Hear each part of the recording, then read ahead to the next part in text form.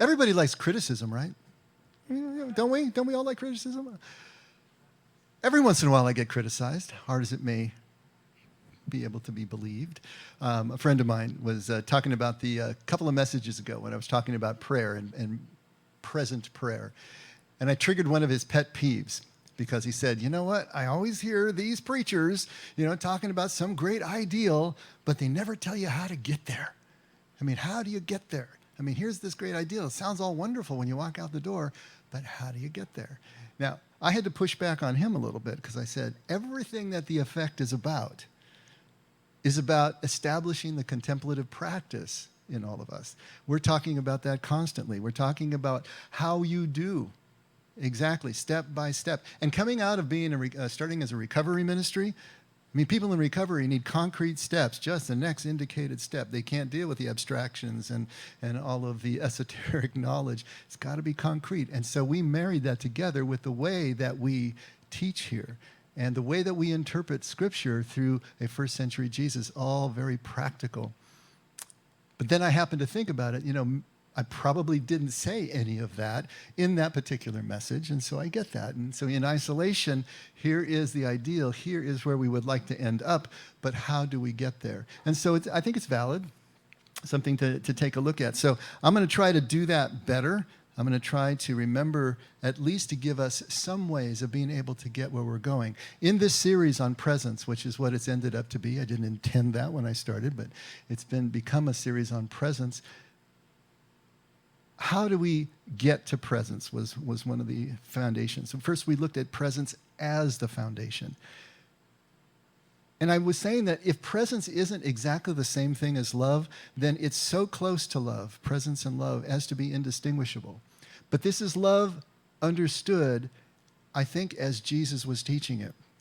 Love understood as not a feeling or a behavior, but an actual identification with the beloved. To feel so connected with the beloved that the line is blurred where we end and they begin, that everything that we do for ourselves is literally for them and everything we do for them is literally for us. When you're entering into that kind of connection that Jesus calls love, how is that different from presence? But at least that kind of love is not possible without establishing presence. And so we talked about how presence is a foundation. Presence is at least 90% of the spiritual journey. Presence is the sine qua non. Without this, there is nothing, It is the essential piece to everything that follows. And so presence is a foundation for love, understood as identification. But how do you get to presence? And so we worked backwards from presence and said how you get to presence is through prayer. But now we have to understand prayer differently, not as a stream of thoughts or a stream of words or a stream of petitions, asking for things. But prayer understood as a practice of presence, both offline and online. Offline, where we carve out that quiet time, that quiet space that Jesus talked about. Retreat into your closet, retreat into your prayer space, both internally and externally. We need to find that eddy in the current. We need to find that place where we can just be. And then we can step away from all the noise in our heads and all the things that keep us distracted and keep us away. Paul talked about continuous prayer. That's the online part. Continuous prayer cannot mean a steady stream of thoughts or words because we would be useless and pointless in trying to do what we do during the day. But as a steady stream of awareness, as a steady stream of presence, mindfulness, being completely planted where we are, immersed in what we're doing, connected to who we're with, understanding that unseen God infuses all of this and makes it possible every single moment. That's continuous prayer that Paul was talking about. So prayer as the practice of presence, both offline, learning the techniques of how to step away from that constant noise machine in our minds, and then the online mindfulness and continual prayer of awareness, that takes us to presence. The practice of presence that is prayer takes us to presence, which is either the same as or leads directly to love. This is the kind of the spectrum, kind of the throughput that we've been trying to establish in the last few weeks. And so in other words, presence is the effect of prayer. But now, what is the effect of presence? Well, we identified love, understood as identification. But now, what's the effect of love? See, there's a continuum here. And Jesus gives us all these related concepts. And they all really belong to the same thing, if you really think about it. From prayer as practice of presence to love. And from love absolutely is going to generate humility. Now, humility properly understood as just the proper understanding of our relationship with each other, with all other, and with God. Not that we're any better, not that we're any worse, but we are right there, connected, on the level with. Really, that's the best description of humility. Not that we see ourselves as under anybody, we are all the same. But once we have achieved that sense of oneness with, that humility with, what flows out of that naturally is going to be service. If we are infused with presence, with the love, with the humility, then naturally there's going to be something that flows out to every person that we encounter. And this is something that Jesus pounds on.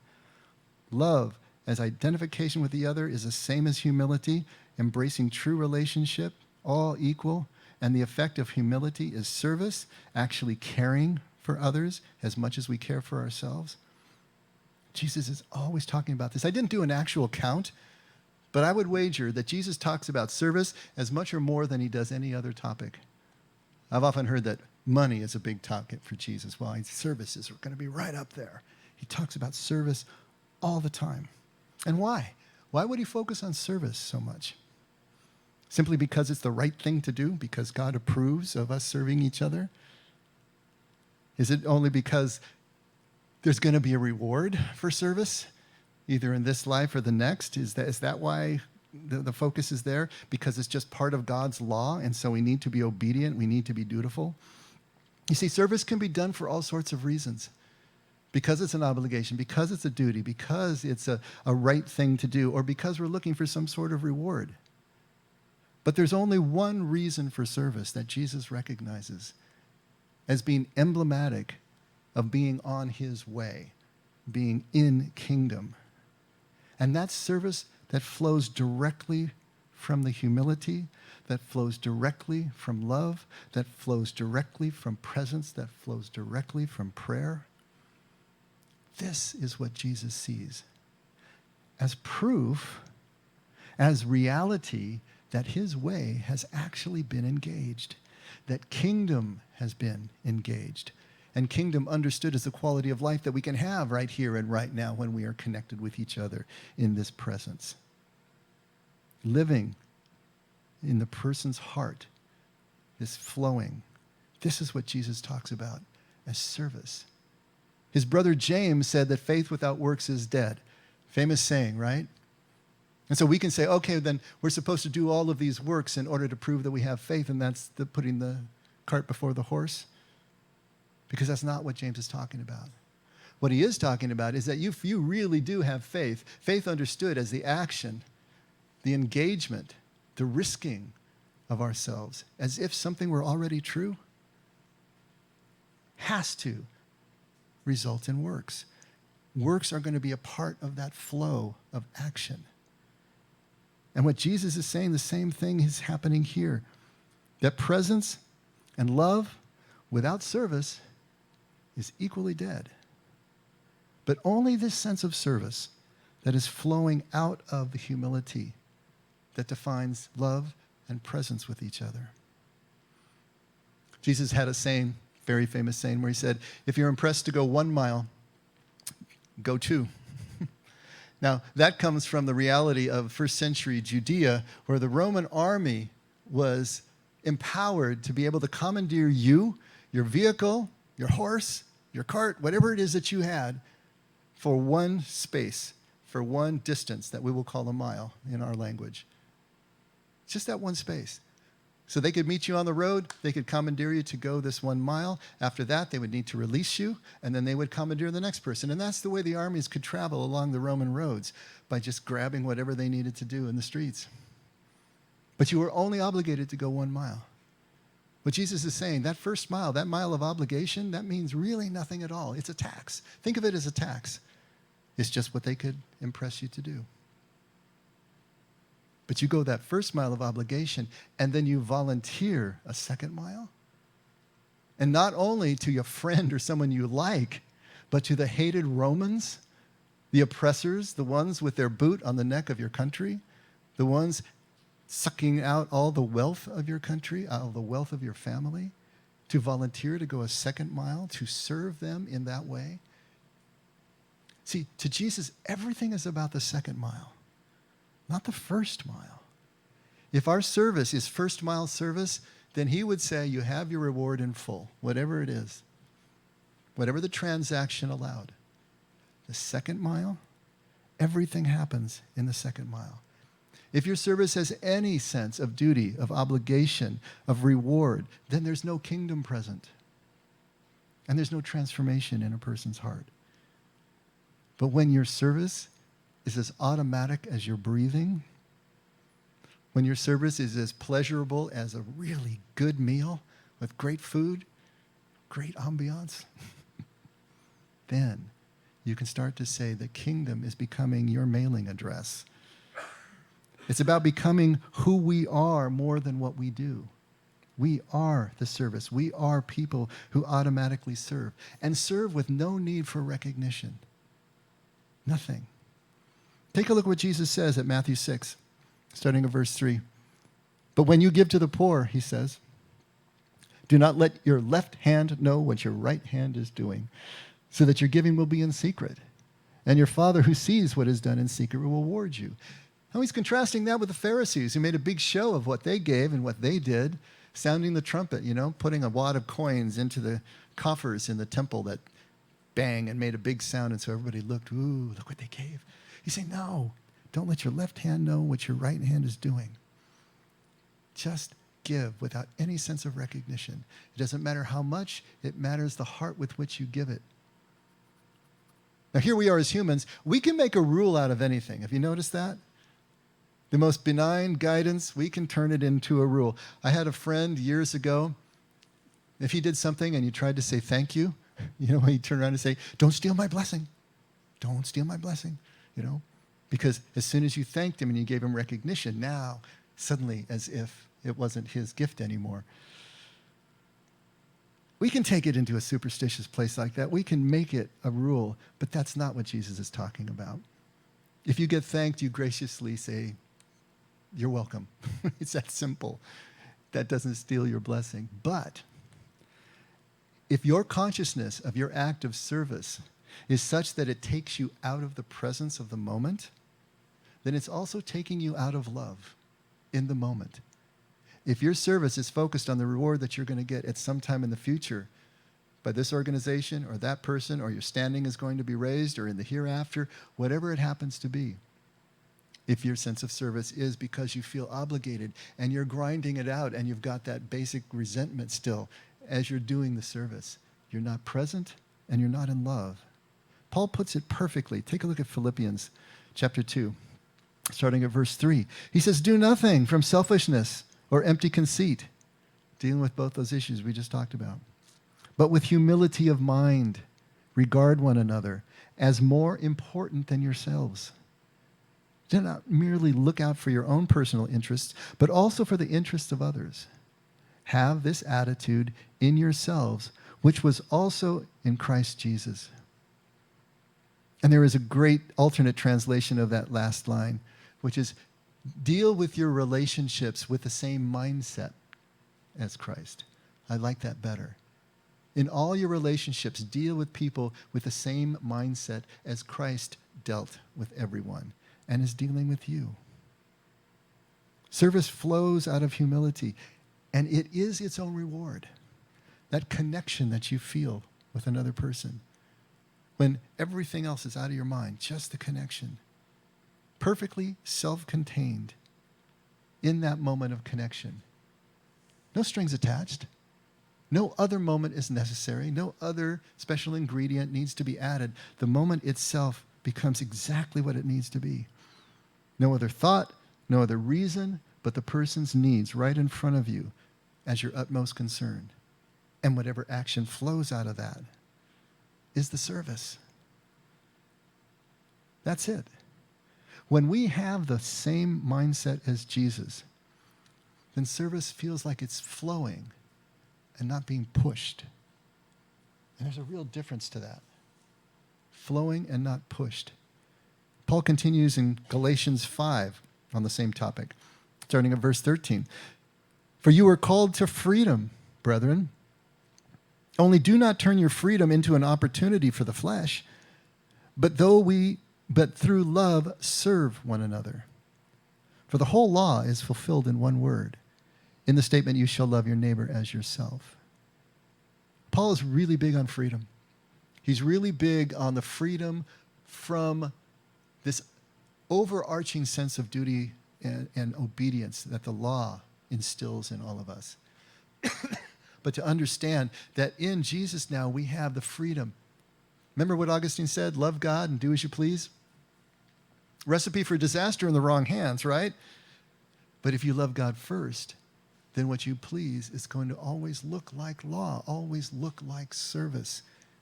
This is what Paul is talking about. You've been given this tremendous freedom. But don't then turn it and continue to use it in selfish ways. But then look at each other. A relationship with another person where mutually the two see the other's needs as paramount, see the other two needs as greater than their own, are willing to delay their own gratification to fulfill the needs of the other, there is nothing more beautiful than that. There's nothing more fulfilling than that. And in a relationship like that, nobody's needs are really delayed. Nobody's pleasure, gratification is delayed, because there is a mutually shared purpose and meaning that occurs when that kind of relationship is established. How does Jesus put it at Matthew 23? He says, but the greatest among you shall be your servant. Whoever exalts himself shall be humbled, and whoever humbles himself shall be exalted. Now, if you read Matthew 23, this is a chapter-long tirade against the Pharisees, and Jesus minces no words in denouncing them because he's trying to get the people to understand. He's trying to get the Pharisees to understand what they are doing is so heinous in terms of the service they're supposed to be giving to the people as their leaders, as their doctors of the law. But everything they did was calculated to gather more power, to gather more control over the people, and to exalt themselves into higher and higher positions. And so Jesus says, look, for all of you, whoever is greatest needs to be the servant, and whoever exalts himself shall be humbled. And here Jesus is more and more talking about this paradox that is so present in life. He's trying to take our worldview, their worldview, as well as our worldview 2,000 years later, not that much has changed, and turn it upside down. Or really better, turn it inside out, where we think our fulfillment is going to come from the outside. And so all these things that we calculate to do within our small self minds to try to create those outcomes that we think are going to be our meaning and purpose and our fulfillment, it's really about the inside. It's going to work from the inside out. Real leaders are going to be servants for the people that they are leading. And the greater the leader, the deeper the sense of service, the deeper the humility. Now, we hear people say that all the time when they get some great award. Oh, this humbles me, I've always wondered, what does that really mean to them? Does it really humble them, or is it just something to say? But in the very real sense of that, that's exactly what it should do. The more someone is recognized as a leader in a field over people, the greater their sense of humility should be. The greater the sense that they have to remind themselves, I am no different than these people, even though they're holding me up head and shoulders above themselves, even putting me on a pedestal. Everything is exactly the same. What was it? Marcus Aurelius, the Roman emperor, I think it was him. It was one of those guys. Paid someone, a servant, to follow behind him when he was walking through adoring crowds and saying, you're going to die just like everybody else. to remind him to keep that sense of humility, to keep that sense of grounding. Yes, the greater the leader, the greater and deeper the sense of service and humility should be. And Jesus pounds this point over and over again. Take a look at Luke 22, starting at verse 25. He says to all of his friends, and this is right in the middle of the Last Supper, the kings of the Gentiles lord it over the people, them. And those who have authority over them are called benefactors. But it is really not this way with you. But the one who is the greatest among you must become like the youngest, who would have the least authority, right? And the leader like the servant. For who is greater, the one who reclines at the table or the one who serves? Is it not the one who reclines at the table? But I am among you as the one who serves. See what is happening here? And this is a response to a quarrel among the apostles, unbelievably, at the Last Supper, at the very end of Jesus' ministry. How many years have they been traveling with him? And they're quarreling at the table about who is the greatest and who is going to sit at Jesus' right and left hand. They're quarreling at the table. I mean, you just got to say, really? You guys still don't get it? After everything that Jesus has said, after everything that he's done, after everything that he showed you in terms of who he is, you're quarreling over something like this? Jesus was their leader, but he acted as their servant, never lording it over them, even though they called him Lord, teaching them, but always with the idea of empowering them from underneath, holding them up like small children. And then to push that point home as if he hadn't made it strong enough already, what does he do? He stands up at the table, he strips down to his loincloth, wraps a towel around his waist, and goes from person to person washing their feet. And I know we've talked about this before, but just to try to impress upon you once again, the abject nature of that act, Jewish slaves couldn't even be impressed to wash feet. Only foreign slaves could be impressed to do that in that culture. It was considered such a disgusting and low act. You know, in today, even in Middle East cultures, the bottom of the feet are considered defiled. Even if you sit with your legs crossed at the ankle, to point the sole of your shoe at another person is an absolute insult in that culture. The feet are considered dirty, filthy. You don't touch them, you don't look at them. Remember when they pulled down Saddam Hussein's statue how many years ago, and they all came up and they're beating it with their shoes? That was the ultimate insult. In that culture, the feet are dirty, and they are dirty, especially when you're walking around on dirt streets in sandals, right? To wash the feet was abject. And so the disciples are shocked. Peter refuses at first. Jesus is making this point to them.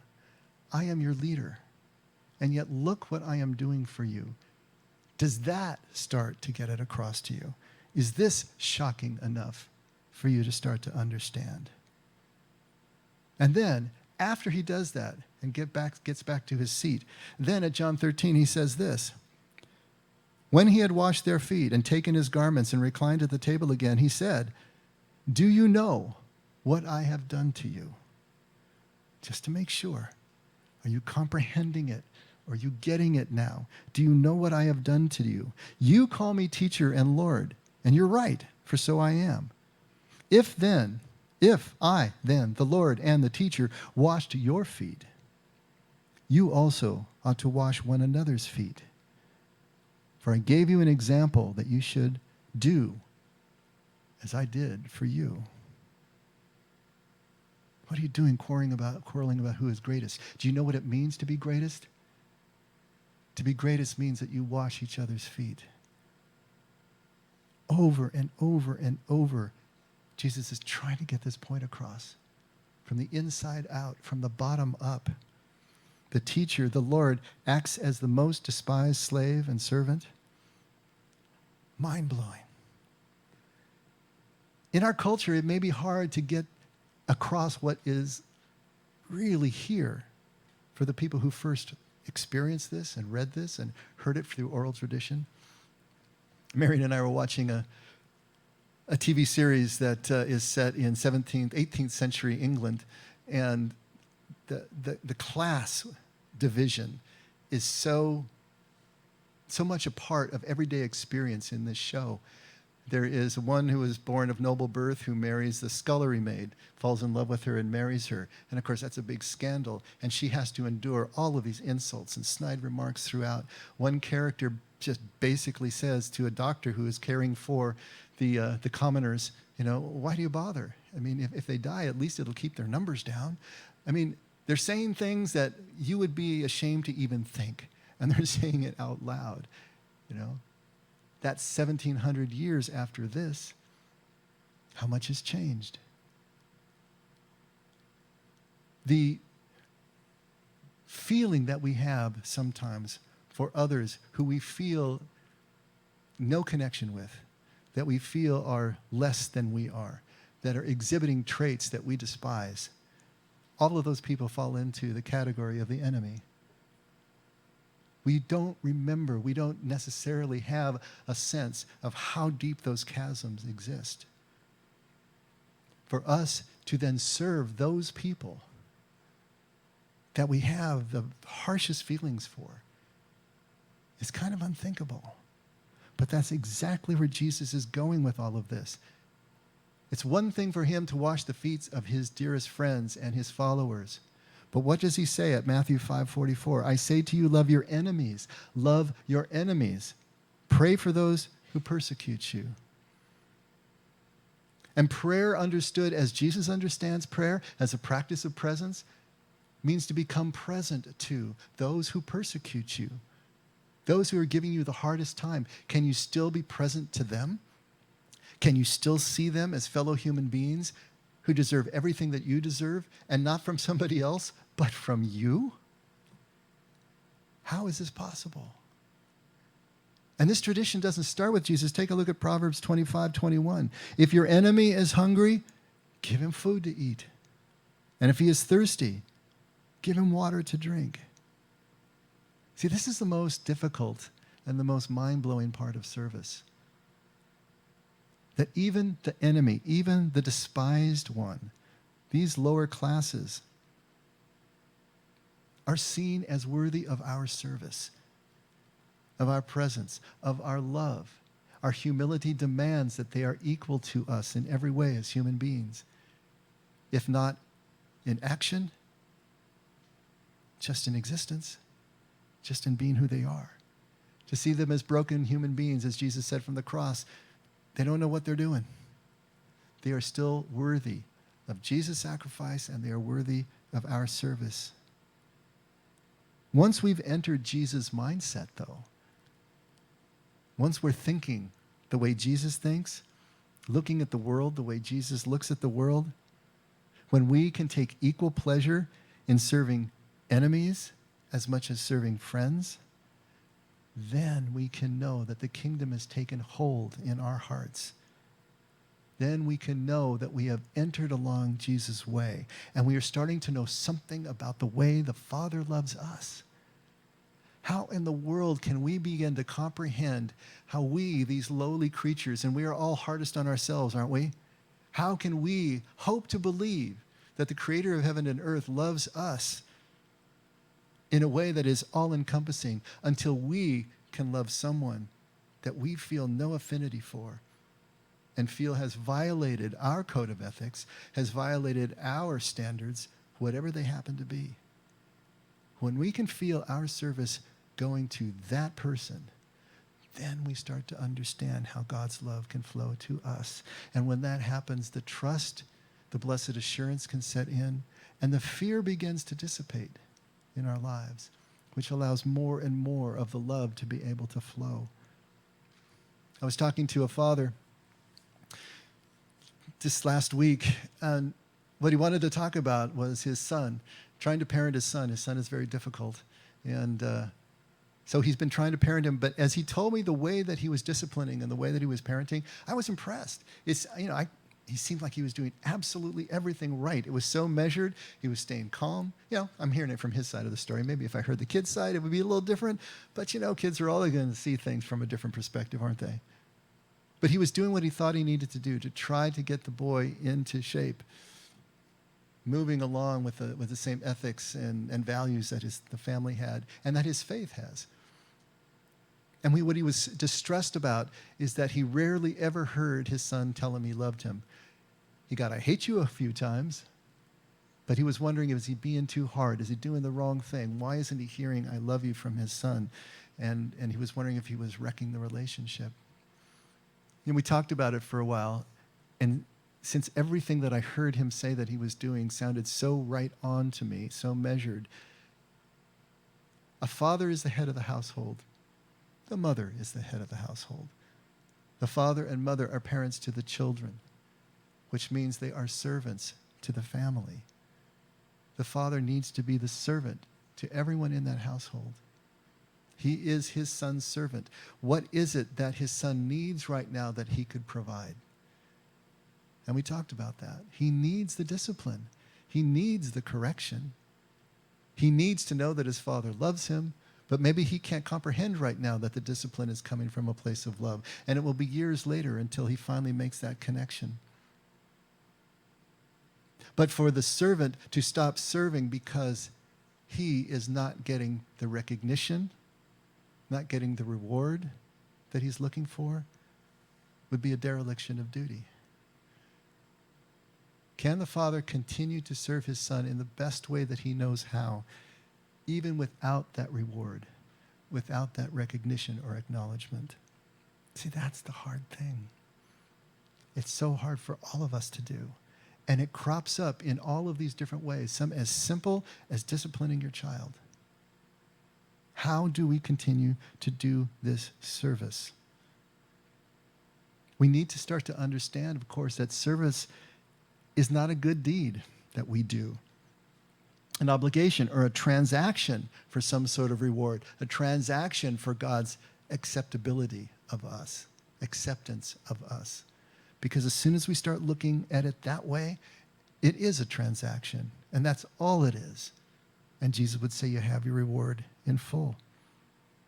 But when it becomes our greatest pleasure that we can't wait to do this, then everything begins to change.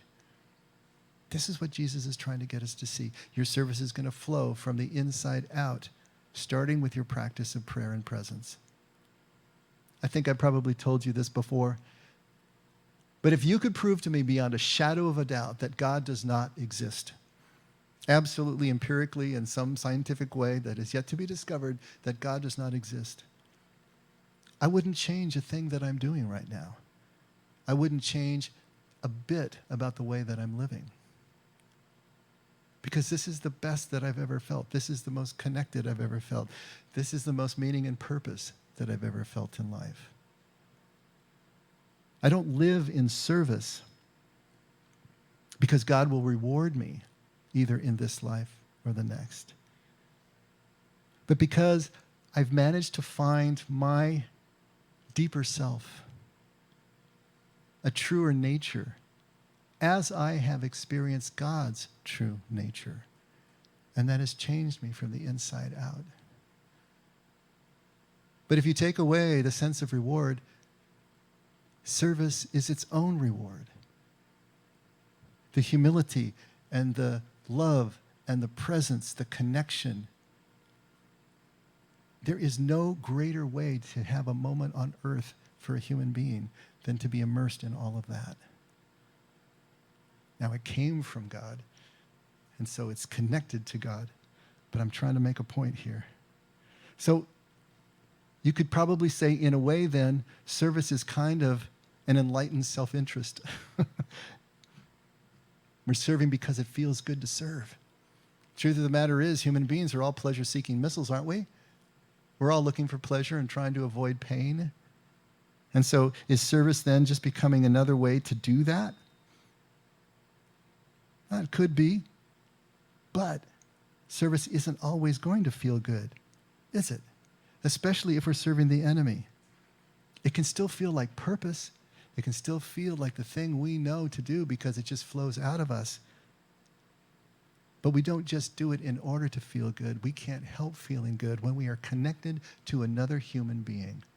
And what transacts because of that.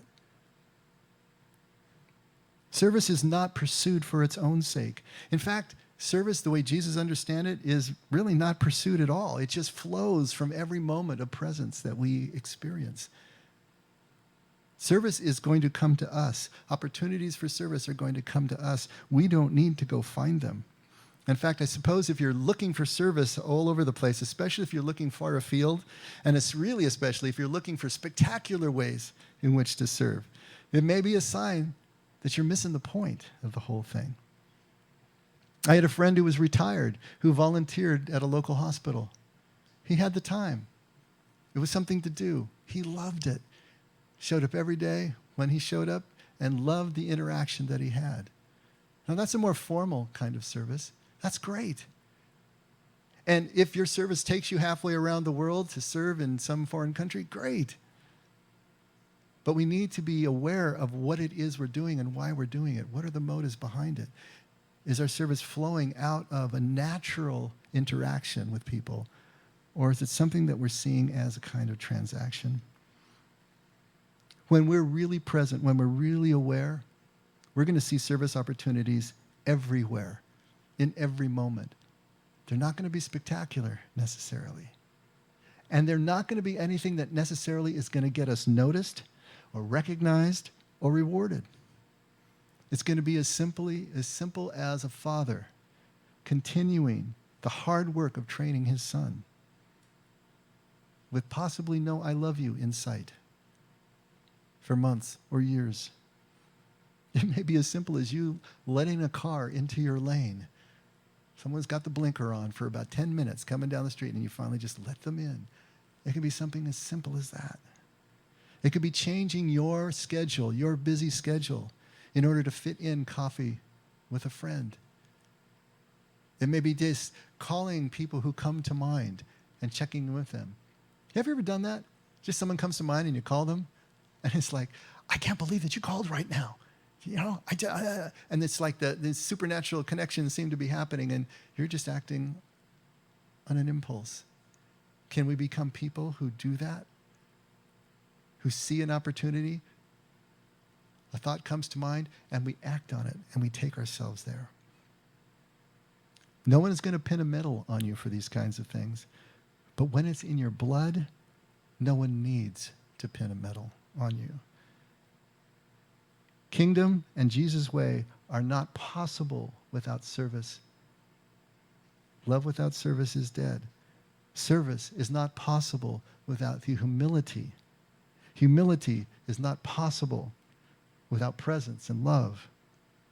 And presence and love is not possible without the present prayer that makes it real in our lives. How do we do it? Start with prayer. Prayer understood as the practicing of presence. The beautiful thing in everything that I've told you, if you just remember one thing that you do, is to start with the practice of presence. In whatever way you do that, with your prayer. And everything will flow from that. And how do you know when you are really on Jesus' way? Because your service will be second nature, and it will be as natural as breathing. You won't think about it, but you'll be in it, and it'll be beautiful in your life. Let's pray.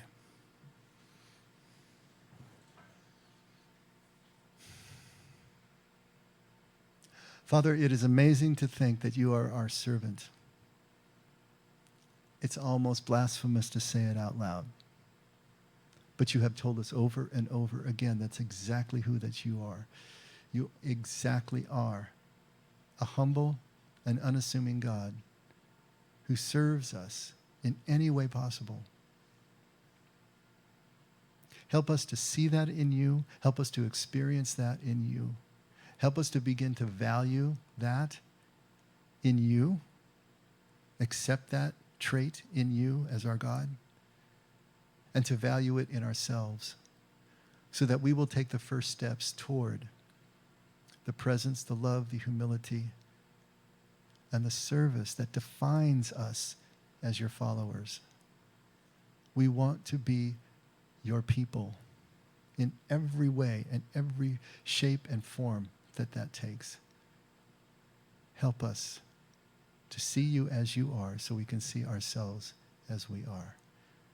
Thank you for serving us, Lord. Thank you for your love and attention. Never let us forget we can only love because you loved us first. In Jesus' name, amen. Let's all stand.